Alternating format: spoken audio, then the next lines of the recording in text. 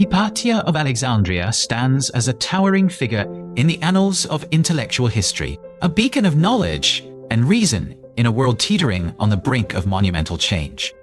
She was born around 355 AD in the city of Alexandria, a vibrant metropolis that had long been the intellectual heart of the Hellenistic world. Her father, Theon, was a renowned mathematician and astronomer, the last attested member of the Alexandrian Museum, and it was under his tutelage that Hypatia's prodigious intellect was first nurtured. From a young age, she was immersed in a world of numbers, stars, and ancient texts, an environment that was highly unusual for a woman of her time. Theon, recognizing her extraordinary gifts, provided her with an education that surpassed that of any of her male contemporaries, a testament to his progressive views and his deep love for his daughter. He taught her not only the intricacies of mathematics and the celestial movements, but also the profound teachings of the great philosophers.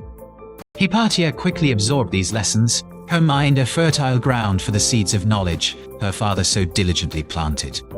She delved into the works of Plato, Aristotle, and the Neoplatonist philosopher Plotinus, her understanding of their complex ideas, both deep and nuanced. Her intellectual curiosity knew no bounds, and she soon surpassed her father's own considerable knowledge, venturing into intellectual territories he had never explored. She became a master of mathematics. Her work on conic sections, a branch of geometry dealing with the intersection of a cone with a plane, was said to be revolutionary. She wrote commentaries on the works of the great mathematicians of the past, including Diophantus's Arithmetica and Apollonius of Perga's Conics, making their dense and challenging texts accessible to a wider audience. Her contributions to the field of astronomy were equally significant. She is credited with charting celestial bodies and was said to have invented an astrolabe, an instrument used to measure the altitude of stars and planets, and a hydroscope for measuring the specific gravity of liquids. As her reputation for brilliance grew, students from all corners of the Roman Empire flocked to Alexandria to learn from her. She became the head of the Platonist school in Alexandria, a position of immense prestige and influence. Her lectures were not confined to the dusty halls of academia. She held public discourses, her words captivating audiences of all backgrounds. Dressed in the simple robes of a scholar, she would walk through the city, engaging in discussions with anyone who sought her wisdom, her clarity of thought and eloquence winning her the admiration of many. Her teachings were not merely academic exercises. She believed that philosophy was a way of life, a path to virtue and enlightenment. She emphasized the importance of reason, logic, and critical thinking, encouraging her students to question everything and to seek truth above all else. Among her most devoted students was Synesius of Cyrene, a wealthy and influential aristocrat who would later become a Christian bishop. His letters to Hypatia, which have survived to this day, provide a precious glimpse into her life and teachings. He addresses her with the utmost reverence, calling her mother, sister, teacher, and withal benefactress, a testament to the profound impact she had on his life. He praises her for her wisdom, her virtue, and her unwavering commitment to the pursuit of knowledge. His letters also reveal the deep intellectual and emotional bond they shared, a relationship that transcended the boundaries of student and teacher. However, Hypatia's world was one of great turmoil and conflict. The Roman Empire was in a state of decline, its vast territories fractured and its authority waning. Christianity, once a persecuted sect, was now the dominant religion of the empire, its influence growing with each passing day. In Alexandria, this shift in power was particularly pronounced. The city was a tinderbox of religious tensions, with Christians, Jews, and pagans living in a precarious and often violent coexistence. The Christian patriarch of Alexandria, Cyril, was a man of fiery ambition and unyielding dogma, determined to assert the supremacy of the church over all other forms of authority. He viewed the city's vibrant intellectual life, with its roots in pagan philosophy, as a direct challenge to his power. Hypatia, with her immense prestige and her unwavering commitment to reason and pagan philosophy, became a symbol of the old world that Cyril was so determined to destroy. She was a woman of influence. Her counsel sought by Orestes, the Roman prefect of Alexandria and Cyril's political rival. This association with Orestes, a Christian but a moderate who valued the city's intellectual traditions, further fueled Cyril's animosity towards her. Rumors began to circulate, dark and insidious whispers that painted Hypatia as a sorceress, a witch who used her knowledge to bewitch the prefect and to prevent a reconciliation between him and the patriarch. These were dangerous accusations in a city already rife with religious fanaticism. The climate of fear and hatred that Cyril had so carefully cultivated finally reached its boiling point in the year 415 AD. A mob of Christian monks, known as the Parabolani, incited by the inflammatory rhetoric of their leaders, sought out Hypatia as she was returning home in her chariot. They were a fearsome sight, their eyes burning with religious zeal, their minds poisoned by the lies they had been fed. They dragged her from her chariot, their hands rough and unforgiving, and hauled her to a nearby church, a place of worship that was about to be desecrated by an act of unspeakable brutality. Inside the church, the mob, in a frenzy of religious ecstasy, stripped her naked and, using ostraka, sharp pieces of pottery, they flayed her skin from her bones. The horror of this act is difficult to comprehend, a testament to the depths of human cruelty when fueled by ignorance and hatred.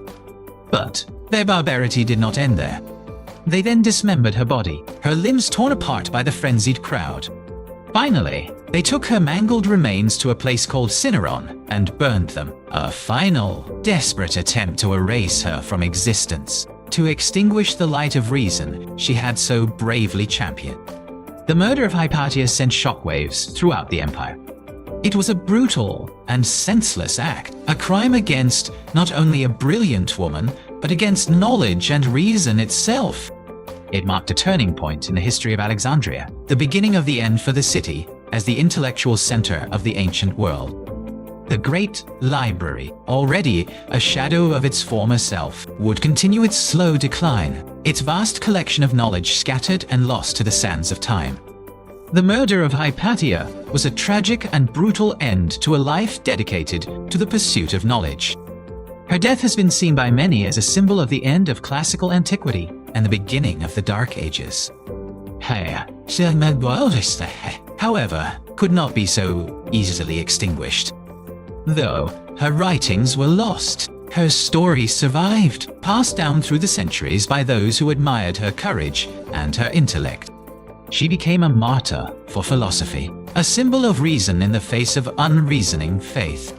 Her story has been told and retold in countless books, poems and plays, her name a byword for intellectual courage and integrity. She is remembered not only for her brilliant mind, but also for her unwavering commitment to her principles, her refusal to compromise her beliefs in the face of mounting pressure. In a world where women were largely confined to the domestic sphere, Hypatia carved out a space for herself in the male-dominated world of academia. She was a trailblazer, a woman who dared to challenge the conventions of her time. Her life is a testament to the power of education and the importance of intellectual freedom. She reminds us that the pursuit of knowledge is a noble and worthy endeavor, one that is essential for the progress of civilization. Her tragic death serves as a cautionary tale, a stark reminder of the dangers of fanaticism and intolerance. It is a story that resonates even today, in a world still grappling with the forces of ignorance and hatred. The story of Hypatia is not just a story about the past. It is a story for our time, a story that challenges us to defend the values of reason, tolerance, and intellectual curiosity. Hypatia of Alexandria, the last great philosopher of antiquity, may have been silenced by a mob, but her voice continues to echo through the centuries. She remains a powerful symbol of the enduring power of the human intellect and the unquenchable thirst for knowledge. Her light, though tragically extinguished, continues to inspire and to illuminate the path for all who seek truth and wisdom.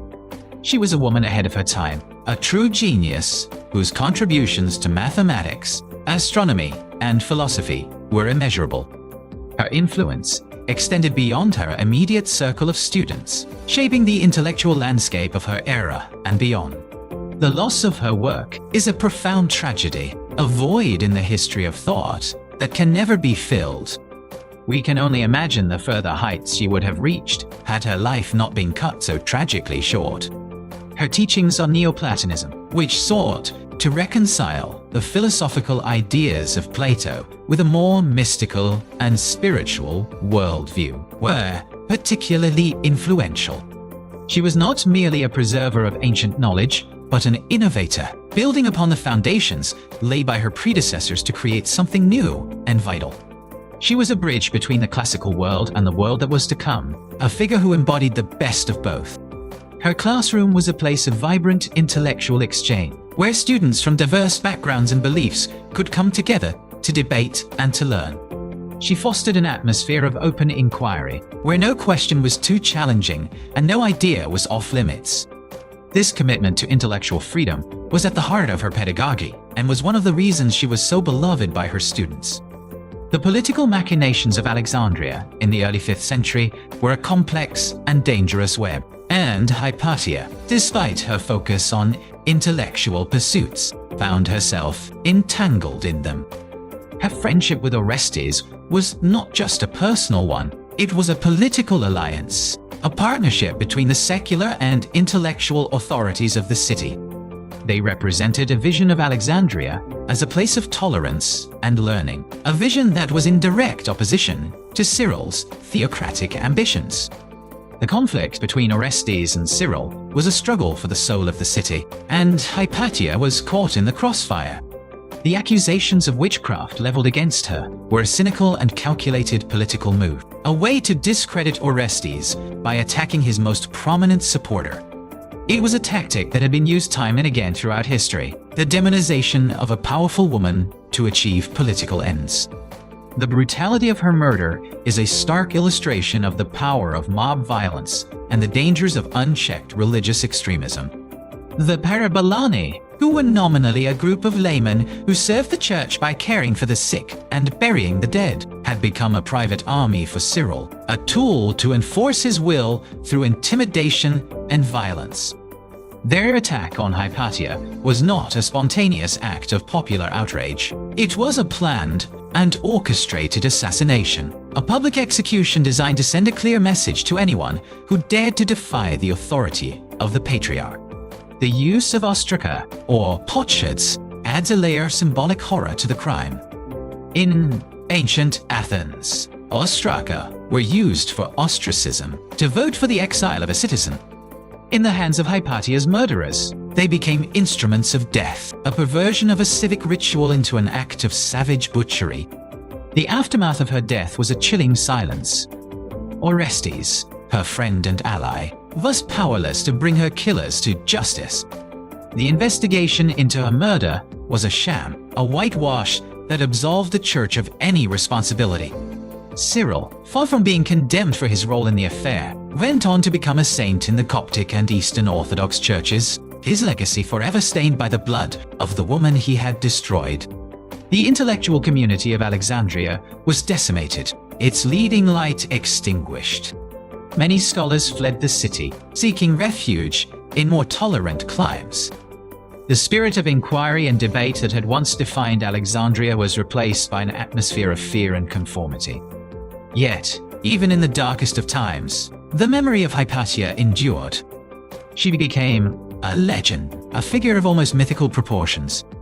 The story of her life and death was embellished and romanticized, her image transformed into that of a beautiful and virtuous pagan martyr.